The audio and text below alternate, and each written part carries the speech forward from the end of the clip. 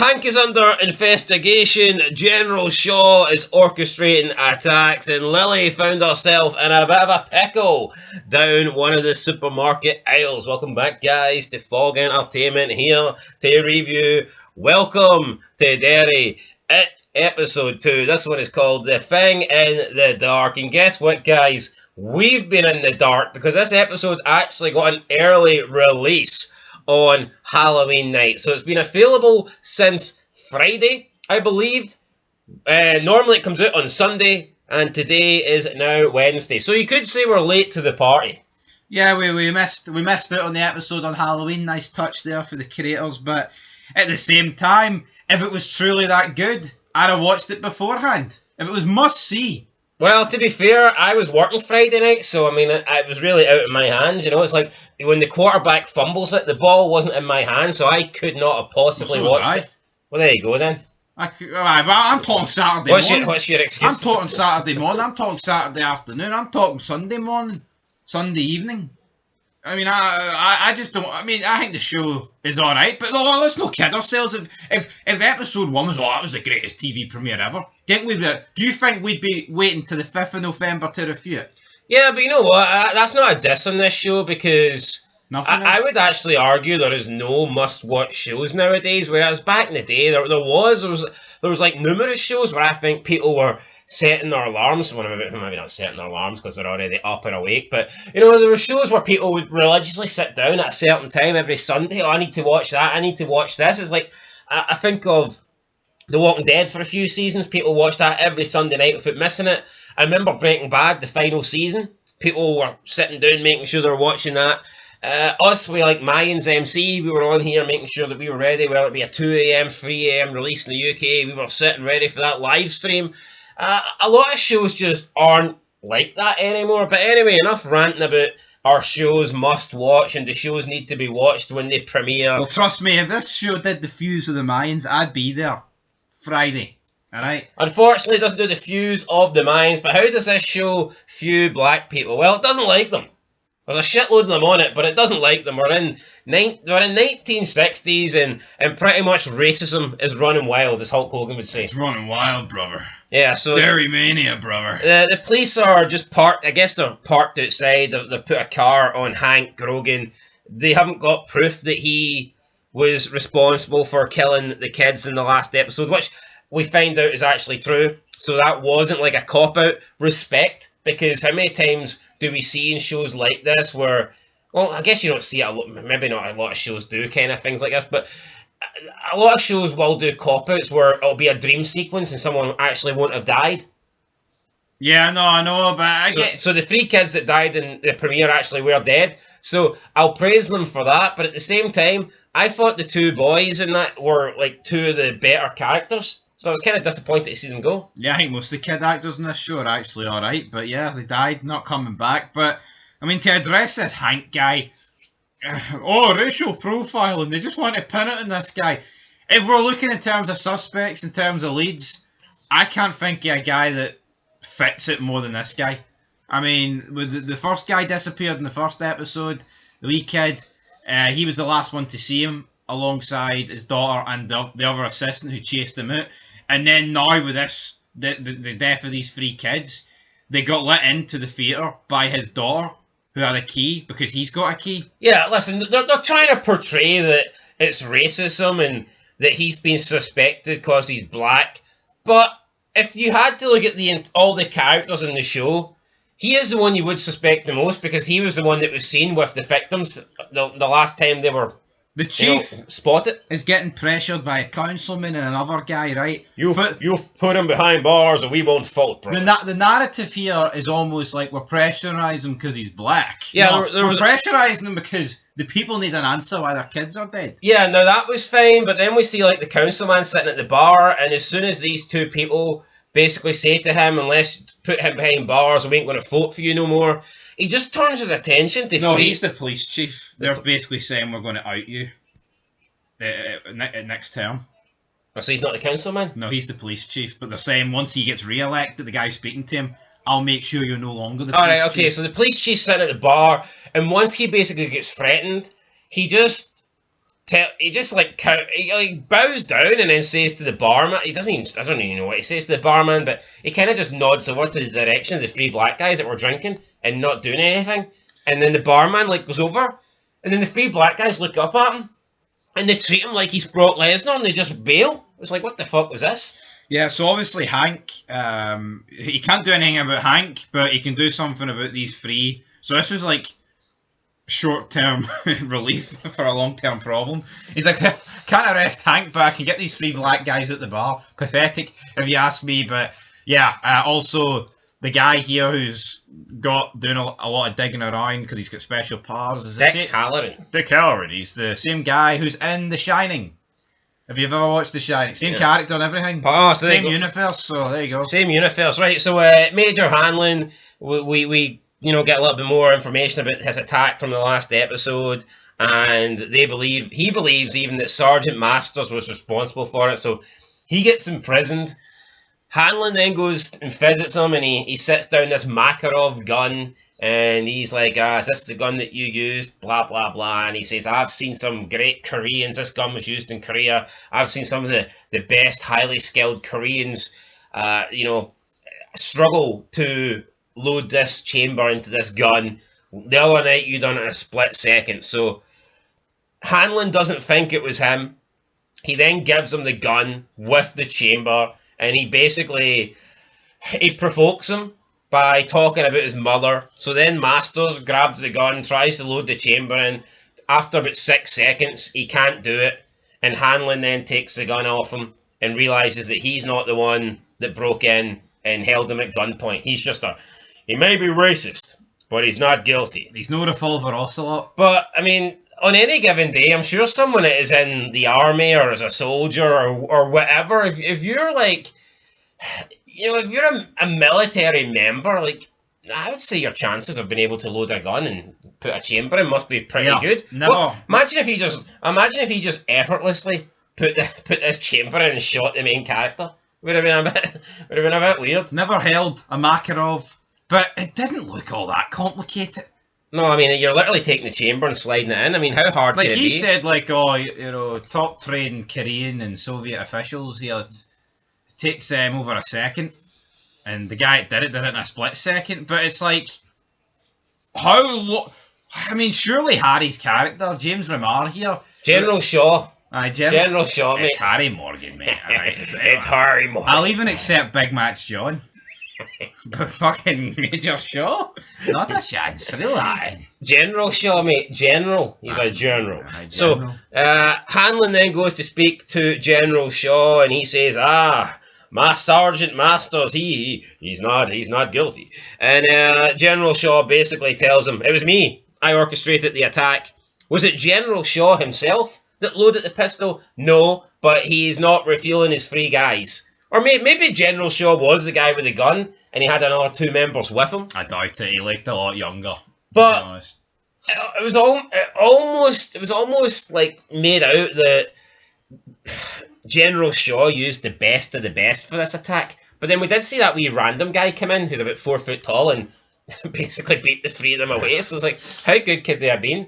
Although I get they weren't purposely out there to try and kill him, they were just threatening him. So yeah, so the whole point here was to set this guy up to make sure his brain's still good after the incident in the Korean War, but also use enough evidence for this guy to be able to work out it wasn't him who used the Makarov, and therefore it's somebody else, and he'd be able to figure that out. I mean, again, I'm not saying it's easy to figure out, but you would think any decent ranking army official would be able to put two and two together that, well, if you've had experience around a Makarov and you know it's notoriously difficult to reload, then how would this guy whose record proves he's never handled a gun like this be able to do it in a split second? I don't think this really proves that our main character here is this fucking James Bond level guy. Well, I think he does, because I mean, it pointed out the fact he managed to realise that it was a Makarov in the first place. No, yes, right, you say that, but we're two jobbers that have... I mean, I've held a gun, but I couldn't even tell you what the gun was. In the army, you're expected to know these guns, especially if you're a fucking top-ranked guy. Either or, he's figured it out. He's cracked the code. Yeah, either way, so General Shaw then, from this, believes that your brain's alright. We heard rumours that you were badly damaged in the Korean War, but now that he thinks that Major Hanlon is all there in the head and he's all good and he's feeling healthy, he brings Major Hanlon in and basically says, we need your help for a weapon, and they talk a little bit about the Soviets and stuff like that. I think this is a bit cringe. I get it. They're trying to incorporate the Cold War into Pennywise, which, I mean, it sounds cool, but when General Shaw, when he's talking about, so the Russians and the Cubans, they're discussing how they're going to move nuclear warheads into Cuba, so the Cuban Missile Crisis, to aim at us so they can hit every major city in the US within minutes. That sounds cool. That happened. That's real. I'm like, yeah, some good masculinity, damn it. This is some cool action. See, can we get Big Boss? Can we get Solid Snake? Hopefully. But then in like the next sentence, he's like, we discovered there was a weapon buried here, and it's like this demonic force, and there's these beacons hanging that come out of it, and we believe it can strike the fear into any. So what's their objective then?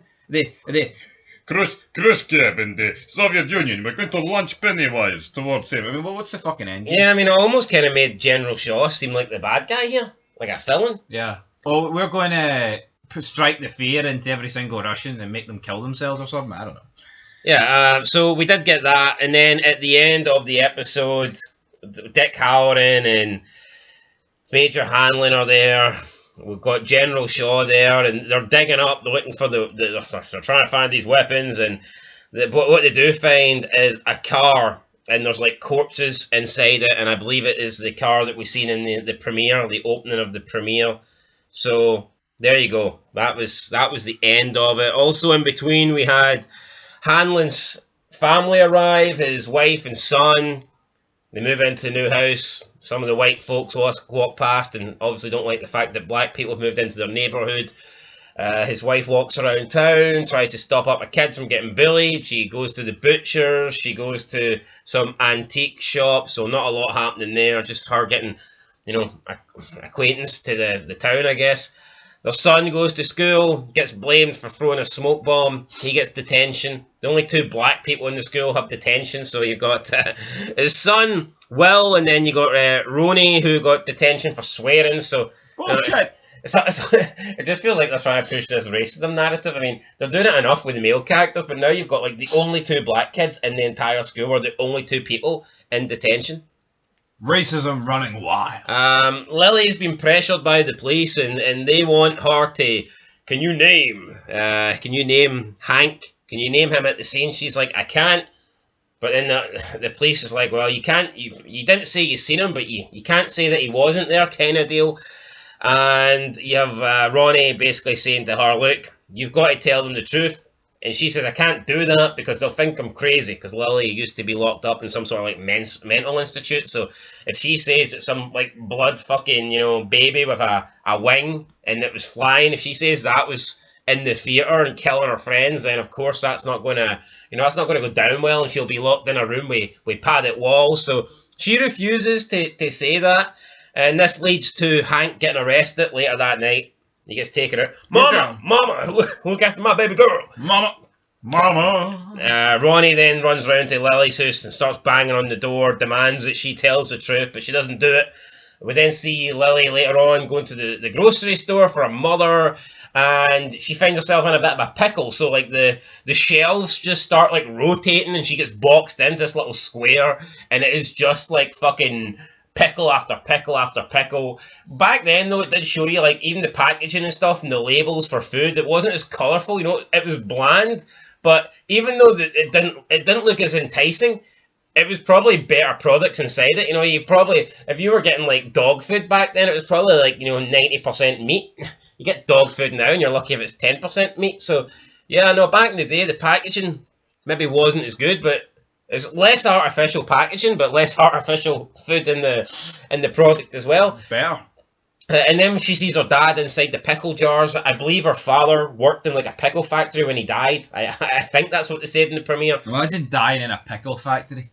Yeah, I can't exactly remember, but I know her dad had something to do with pickles, and he's dead, and then she sees his face in pickle jars and stuff like that, and has a mental breakdown, starts throwing the pickle jars down, and that's it, really. Then some of the customers come around and are like, Lily, what the hell are you doing? We also had a scene where Ronnie was trying to sleep and then her blanket covered her and she had to try and break out, and it turned out that she was inside the womb of her mother, and then it shows you her mother just laying there dead. It's like, you killed me, Ronnie. You were my papa. You broke out of me, Ronnie. You burst out. All I wanted to do was hold my baby, and you burst out of me. And and it says, you killed me, Ronnie, just like you killed those kids. And then we see the glow of the eyes, and I guess it's Pennywise here. And then we see the mother, the cord starts pulling her in like a rope, like it's some sort of what do you call those things the cowboys have? They lasso. No, the thing that the rope thing they throw it around you and then pull you in. That's a lasso. Well, that one of them then, aye. I mean, I say the name, you're looking, no, so I fucking is that? So the umbilical cord kind of pulls her in, and then she manages to cut it, and she's screaming, and then the Pennywise is there, but her father bursts in. This was before he got arrested. So, I mean, that was a pretty good scene, but other than that, we didn't really get much horror in this episode. I think it was kind of just building up the characters and stuff like that. We got to see Rich for a little bit, basically some kid. I don't know if this is a snorter guy, but either way, he almost befriended Will. Not a lot happening there. I think the kids are good, right? I think they're good actors, but I think the problem is they're almost acting too old for their fucking age. Yeah, well... remember when we were kids and he used to blow snot bubbles? It's like, hold on, you're fucking 10 years old. You're too young to play Remember When. Yeah, anything else you want to add, or did I cover it all? I mean, Pennywise appeared a few times in her Specky's glasses and a few other things. But yeah, I mean, that's pretty much it. Another good episode. It's got its problems, right? But it's not bad. It's a good watch. It's a good watch, and you know what? I knew it was going to be. I think when HBO's giving you a show, it's going to be decent. And that movies were pretty good. I wouldn't. It's not blowing me away. I can't sit here and say that I think it's amazing, but I think it's definitely worth watching. Tell you what, if I wasn't on here reviewing it, I would probably still watch this in my spare time. Which is probably as high a praise you're going to get. I can't say. What I can definitely tell you, see all these Walking Dead spin-offs we've got on the channel. There'd be no chance in hell of me watching. Do you think I'd be watching Daryl Dixon if I didn't have to review it on this crappy channel that is now making under $20 a month? Oui. No, I wouldn't be fucking revealing that. Anyway, guys, if you want to help us get above the $20, you can send a wee super chat in, or even just hit the like button and subscribe. That doesn't make us money. Fucking send us the super chats. Come on. Send us all the money, brother. Anyway, closing thoughts on the episode. It was good, but we'll see where it goes for here. Yeah, I mean, I'll give it what did I give the opening? Did I give the opening a 7? I'll give it a 7 as well. I'll give it a 6. It was decent. It was alright. It was good. It was fine. It was alright. Anyway, guys, 6.5 out of 10. We'll catch you in the next one. Till then, peace.